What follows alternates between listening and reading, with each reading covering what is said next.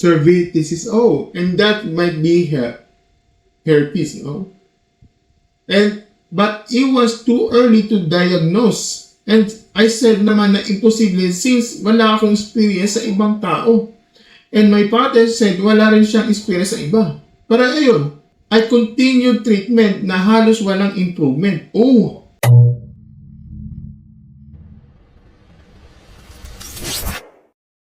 Hello mga stories, welcome back sa sinamang content dito sa channel Net Stories.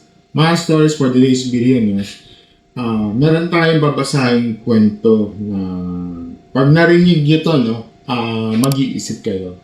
Mag-iisip kayo ng malalim kasi yung kwento natin na yung tatalakayin, okay? Di lang siya about sa romance, Di lang siya about sa heartbreak, okay? At ito ay about sa kasinungalingan ng literal na nag-risk ang buhay ng isang tao. So, mga stories, topic natin for today's video ay galing ito sa Reddit, ito sa Reddit ng Off My Chest PH at title ng post, I trusted people with zero background. Okay? Mga stories, iwan ko kayo, ang kwento ito ay medyo mature yung topic, pag-usapan natin ang S-word health, panganib at saka nagbibigay ng tiwala sa maling tao. So, hindi pa na appropriate itong topic natin, skip mo na lang mula sa video na ito, Pero kung ready ka na, tara na, simulan na natin ang kwento nito. So ito ang sa original, ito sa Reddit sa Open Chess PS, pabasahin ko. I don't know if NSF this siya, pero turn on ko na rin just in case, okay? I met someone to the online dating app. I wasn't looking for anything serious. Most of all, I wasn't looking for someone to have ex. With this video ako. And I am actually repulsed by the idea of ex. Not because of religious reasons to Vatican, but because of their unpredictable attitude after ex. I let someone despicable do intimate things with me. And what else are they capable of? They're able to turn their attitude around just like that. So this guy was talking to is like a very usual online dating type of guy. Magaling sa conversations, attractive, ganon. Eventually, we brought up the logic of X. Sabi ko wala akong bodyguard kasi yun nga, explanation about, diba? Tapos sabi niya, hulaan ko raw yung kanya. Of course, I'm gonna guess na marami kasi nasa dating app siya. Pero sabi niya, zero. Okay. Di ako naniwala. Pero I kept talking to him anyway kasi wala naman sa plans ko makipag-ex. He said na marami raw siya na sakit na at ayaw niya mahawaan. Kasi ayaw niya makipag-ex. Allegedly, I brought up na before I even have ex with someone, gusto ko magpa-test muna kami pareho sa social hygiene clinic para safe talaga. Tapos, nag-boost pa siya ng gusto niya na rin magpa-test para yabang na wala siyang sakit. Okay. We talked for a while and over time na nagka-developan kami and I needed about to do something stupid. I get carried away and eventually ended up doing it with him. Hindi ganun kabigat ang desisyon sa akin kasi he said naman na zero yung body count niya. And he was being a good guy. I wanted to experience it kasi short-lived lang because he was treating me well. And I was stupid enough to trust him that quickly. He was protected that time naman. As time went on, kept doing it. Then, nagsuggest siya na walang condom. Well, by the idea, okay? After that, I got a UTI, pero he blame it on the fact na hindi ako mahilig uminom ng tubig. Oh, okay. I got better. And then, we did it again. Unprotected. Oh. I already felt itching, pero I blame on the fact na maybe I was over-cleaning after it, Kaya ganun, we stop muna. Pero the itching got worse. And my discharge turned green. Oh! I went to the OB and then I went to the OB and the doctor said it was certified. Cervitis. And that might be herpes. But it was too early to diagnose. And I said naman na imposible since wala akong experience sa ibang tao. And my father said wala rin siyang experience sa iba. Pero ayun, I continued treatment na halos walang improvement. I asked him again na if wala talaga siyang body count, then he admitted that actually had 3 bodies, including me. And that he doesn't remember saying 0. That really broke my trust in him because it was a huge part of my decision to sleep with him, even to entertain him in the first place. Sick, I had to be rushed to the ER because I have the almost 40 degrees Celsius fever and swallow lymph nodes. They suspected gonorrhea and dito medyo binablame ko na siya. Medyo pa lang kasi certified kasi mimic STI symptoms. And wala pang definitive test na nagsasabi ng 100% na STI. Pero binigyan ko ako ng shot ng Botox and antibiotics. And I responded well to the treatment. I went back to the OB and she says it was chlamydia or gonorrhea. And also going to get tested as HI. The whole time, he kept saying he never felt any symptoms and that I'm the trust girl for this never happened to experience. My OB is most likely lying since the day it is only happened when I started having intercourse with the guy. So much for trusting a guy. TLDR, this guy told me he had 0 bodies, but I ended up with the OB beliefs is an STI. And definitely, I didn't come from the above. Okay, mga stories. Ito, tayo, diretso na tayo sa aking, oh my goodness. Medyo, na-shock ako, mga stories. Na-shock talaga ako. Stories talaga, na-shock talaga ako sa statement niya dito sa, itong pinost niya sa Reddit niya. Ngayon naman, itong, analysis ko ng opinion ko dito sa content nito. At sasabihin ko sa inyo diretso, unang-una, medyo na-disappoint ako at medyo may konting may galit na ako. Galit ako sa lalaking ito. And let me tell you why. Hindi lang siya nagsinungaling. Hindi lang siya nag-lie about body count. Sinira niya ang desisyon ng isang tao. Kasi yung desisyon ni OP na makipag-ex sa kanya, yun ang base sa information na siya ay nagbigay. 0 body count, no STD risk, di ba? Clean, safe. Yun ang foundation ng trust ng OP. At alam ng lalaking to na yun. At alam ng lalaking to na yun ang weakness niya. At alam yun ang important kay OP. At ginamit niya yung laban sa kanya. Mga stories yan na hindi lang kasinungalingan. Ito ay manipulation to. Yan ang exploitation ng vulnerability. Sa mata ko na yan ang form ng betrayal of the physical consequences. Hindi lang puso na nasaktan dito. Ang katawan, ang health, at saka future. Because, let's be real, if this turn out to be something more serious, kung positive ka sa HI na ito o syphilis, that's a lifetime na yan nang dala-dala niya hanggang sa pagtanda, hanggang sa na-delete na because of the 1 month's life. Pangalawa, galit din ako sa sistema kasi totoo lang mga stories, walang enough sa education na yan sa Pilipinas.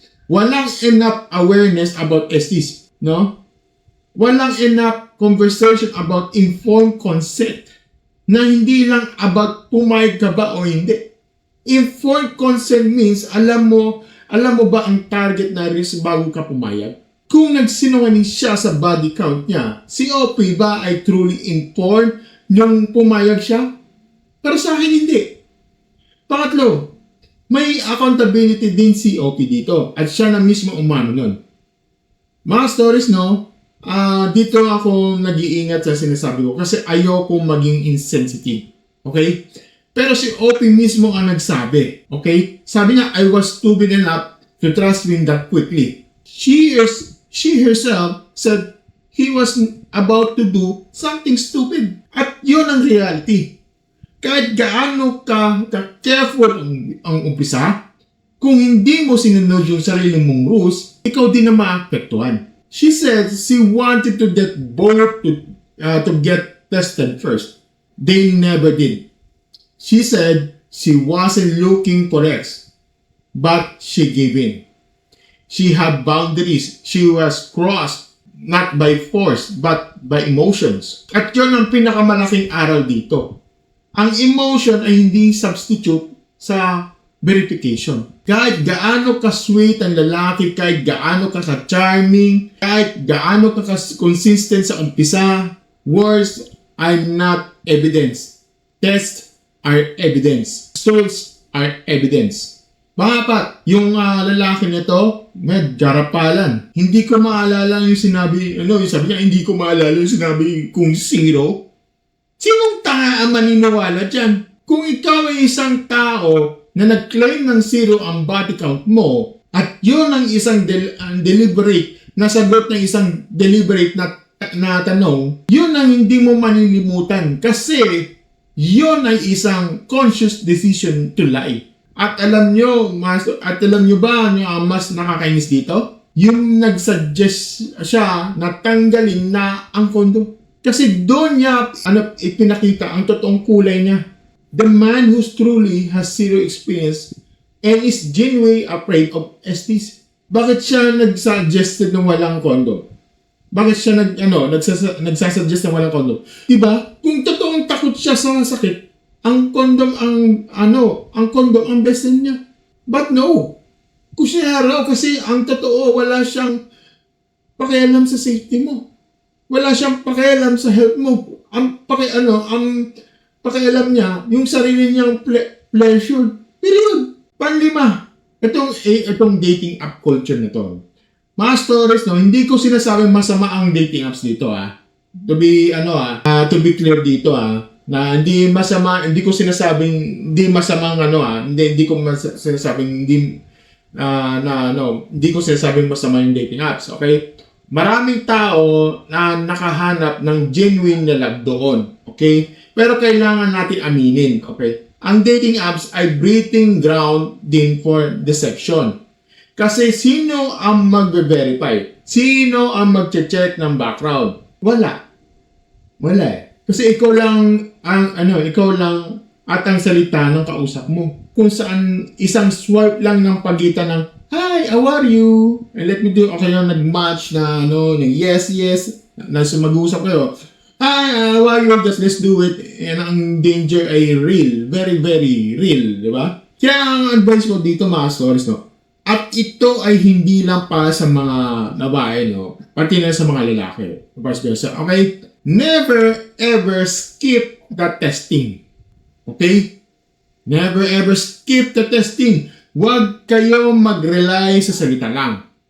Kung may totoong nararamdaman ng isang tao para sa iyo, papayag yan magpa-test. Kung ayaw, red flag na yan. Walk away. Okay? Panganim.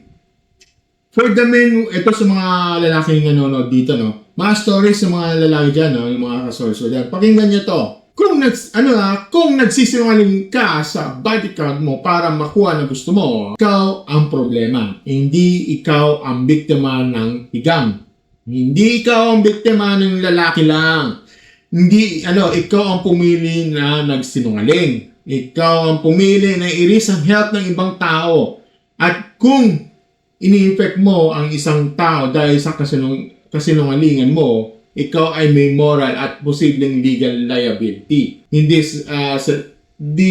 word ang kalayaan ng tawag dyan.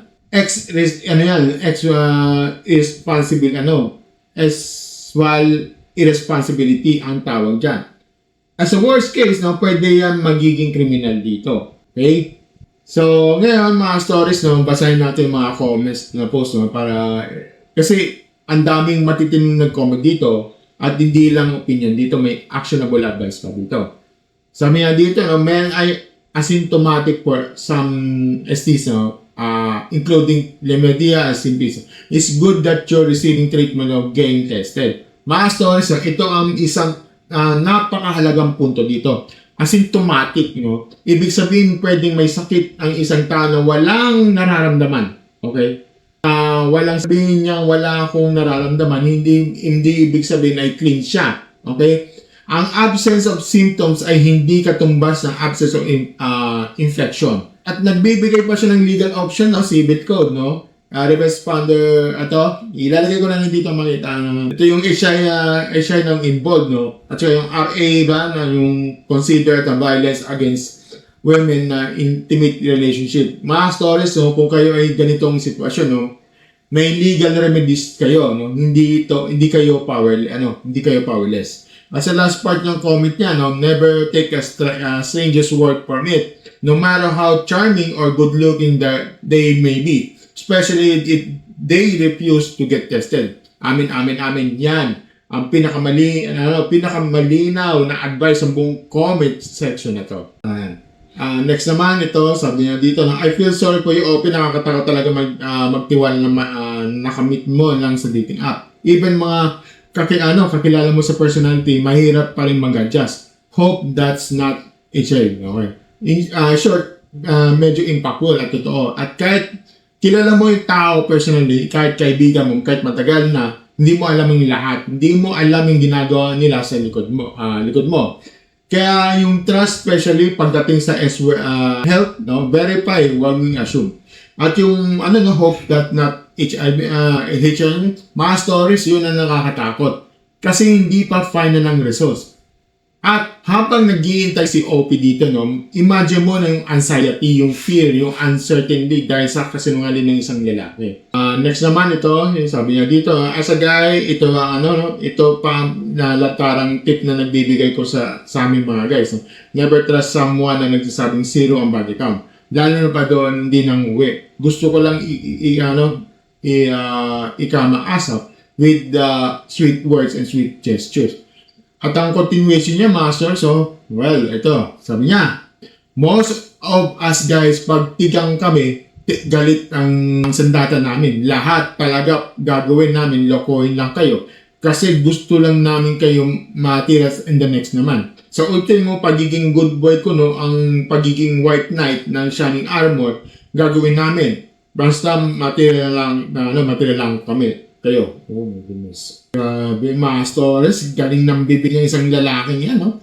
At yan ang totoo. Hindi lahat. Oo. Hindi lahat ng lalaki ganyan. Pero yung sinabi niya, kapag isang lalaki ng tigang at walang moral compass, gagawin niya lahat. Pati ang pagpapanggap na babait. Pati yung pagsisinungaling. Pati yung papanggap na zero party cut. Lahat basta makuha ng gusto. Yan ang reason kung bakit ladies, hindi nyo pwedeng ibasa sa decision niya sa words. Kailangan sa gawa, sa consistency, sa willingness to get tested. Sa respect sa boundaries nyo, di ba? Next naman, sabi nga dito, X of the early stage means it just after the body. For me lang, hindi ko mapag-X unang-una kasi after wholesome muna. Dito matetest yung lalaki. Tama, at yun ay isa sa pinakasimpleng litmus test, no? Yung ayaw sa lalaki mag-antay, yung gusto niya agad. Kung ang bilis sa escalation from high, let's do it, it does a sign na hindi niya kanya gusto. Gusto niya ng katawan mo. Kumbaga, hindi gusto ng heart, ang gusto niya yung gesture o katawan mo. Yun yung tao ka. Yung tao ka, man. Yung personality mo, secondary lang yan sa kanya. No. Next naman ito, mula kay, ito isang comment na to, no? Yeah, girl, you can test the number HI lab, USEP, and ST test, or IT help, it covers 5 different STs. Diba? Thank you po sa mga nag-comment na to, no? Kasi nagbigay siya ng actual reasons. Love yourself and happy health. No? Tandaan nyo, yan mga stories. So, kung kayo ay kilala ninyo na nag-worry about sa X-Wealth, no? X-Health, no? May mga organizations na tumutulong, may mga free at affordable testing services. Huwag kayong mahiya, huwag kayong matakot. Mas nakakatakot na hindi malaman, okay? Ang sabi rin niya, no? It's not your fault, this happened to you. Ang dagdag pa niya, no? Is probably Curtis you and was turned on by talking your virginity. Okay, mga stories yan ang mga lalaki na fetish nagpapatik ng virginity ng isang babae. At ginagamit niya ng sweetness, ang patience, ang pagiging understanding as tools para sa marating yung goal na yun. Kaya kapag nagsabi sa inyong lalaki na, wow, first time mo, may excited ng boses, that's a red flag, di ba? Next naman, sabi niya dito, this is absolutely heartbreaking and infiltrating. Another reason, reminder what you can just take someone's word at face value when it comes to as well. Prior talaga yung non-negotiable. Non-negotiable, ulitin ko. Okay? Hindi optional to, hindi. Kung may time, hindi. Pag may comfortable nga, bago mag-ex, no, mag-test, pareho, walang excuse. Sabi pa niya, don't give your trust away to guys too easily next time, okay? Make them truly earn it. Tama ang trust pag pinaghihirapan. Hindi ini-isyong libre. Hindi ba binabasurang. Pinaghihirapan, pinaprove. At kung hindi kaya i-prove yung isang tao na deserve niya yung trust mo, then he doesn't deserve you. Period. Period. Naman ito, ito medyo masakit ito pero kailangan totoo ito. Sabi niya dito, no, I feel sorry for you pero you broke every rule na ikaw mismo nag-impose sa sarili mo. Nothing serious yet you fell for him. Not looking for someone to have ex but you did anyways. Last but the worst rule you broke. You should be tested first before doing the deed. At pinaka-powerful ng if the guy said na zero body count, that should be have you ring your bell. No guy would probably claim no zero body count sila. No? There would be at least one or two. He knows your weakness and literally played you. Diba? Mga stories, ang masakit yan marinig na. Pero sometimes, ang pinakamasakit sa katotohanan ay yung pinaka-kailangan mong marinig. Yung lalaki. Alam niya yung weakness ni OP at alam niya yung weakness si OP. Alam niya yung important ni OP pero na si body count ng partner niya. Kasi sinabi niya exactly what they wanted to hear. Diba? And that's not love, that's not honesty, and that's strategic manipulation. Yan lang yung mga comment section dito, no. Mga stories bago tayo magtapos, no. Ayaw akong mag-iwan sa aking mga pananaw ko dito, no. Number one, ito para kay Open, no. Kung napapanood nyo man to, no.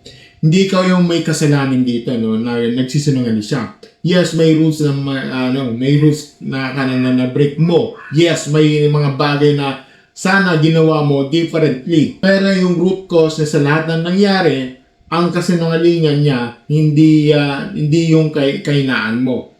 Ang kasinungalingan niya, kaya huwag mong sisihin ang sarili mo ng sobra-sobra. Learn from it. Okay? Oo. Pero huwag mong dalhin ng galit na hindi mo naman dapat dala-dala. Ang guilt na yan. Okay? So, sa kanya yon, hindi sa'yo. Okay? So, mag-recover ka physically at emotionally. Get tested, get treated. Kapag ready ka na, mag-move forward ka na. Hindi lang biktima, kundi bilang isang taong naging mas matalino, mas malakas at mas maingat. Okay? Number two, no, para sa mga kababayan dyan, no, please, ang tiwala ay mahal. Okay? Ang katawan mo ay mahal. Ang health nyo ay mahal. Huwag niyong ibigay sa mga yan na isang tao na hindi pa napapatunayan ng karapat-dapat. Hindi enough ang he said so. Okay, hindi enough ang charm. Hindi enough yung he treats me well in the beginning. Ang minimum requirement bago ang ex ay mutual STI testing. Kung ayaw niya, goodbye. Okay? Kung magagalit siya, wala na goodbye. Diba? Kung sasabihin niya, trust me, yun na yun. Red flag niyo. Okay? Kasi ang taong totoong deserving na trust mo ay hindi nagdedeman nito. I-prove niya. Diba? Number 3, para sa lahat ng mga lalaki dyan, no? If you're lying about your body count to get laid, you're not a player. Okay? You're a predator. Kasi ini-endanger mo ang health ng ibang tao para sa sarili mong pleasure. At yan ay hindi game. Okay? Yan ay irresponsibility and potentially a crime. Kung may sakit ka at alam mo na tinatago mo, yan ay punishable by law. At kahit di mo alam kung nagsisinungaling ka sa history mo para ma-convince na isang tao na makipag-ex, no? Yan ay moral na krimen. At sa araw-araw sa mundo, number 4, ito para sa lahat. Mag-educate kayo. Mag-usap kayo about health na walang hiya. Mag-normalize tayo sa testing, mag-normalize tayo sa mag-demand ng proof bago ma-engage. Hindi yan OA, hindi yan trust issues. Yan ay responsible. Diba? Kasi sa Holy Masters, ang pinaka-importante tao sa kailangan mong protektan, ikaw, ang sarili mo, ang katawan mo, ang future mo. Diba? At walang lalaki, walang babae, walang connection, walang chemistry and worth it kung ang kapalitan kasi ng yung buhay mo. Ang tiwala, ang binigay mo sa maling tao, hindi lang po sa minawasak, minsan pati katawan, di ba? At yan ang aral ng kwentong ito. Okay? So, yun mga stories ang kwento natin for today's video, no? Kung ma-inspire kayo, kung na-learn kayo, at gusto niyo mag-share ng mga thoughts niyo, no? Comment nyo sa baba, at saka sa Facebook page, i-message nyo ako, okay, sa aking Facebook page, Marky Stories, no? Gusto ko lang marinig yung mga opinion, anong side kayo, anong advice ang ibibigay nyo sa OB. May similar experience ba kayo, di ba? Siyempre, no, kung hindi pa kayo nakasubscribe, ano ba ang hinihintay nyo? I-click nyo yung mga subscribe button, notification bell, para lagi updated kayo sa mga bagong kwento. Share nyo rin ang video na to sa mga kaibigan nyo, sa mga kapatid nyo, lalo na sa mga dating apps nyo, kasi baka ito magsisave nyo sa kanila.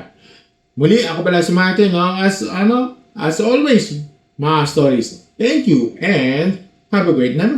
Bye.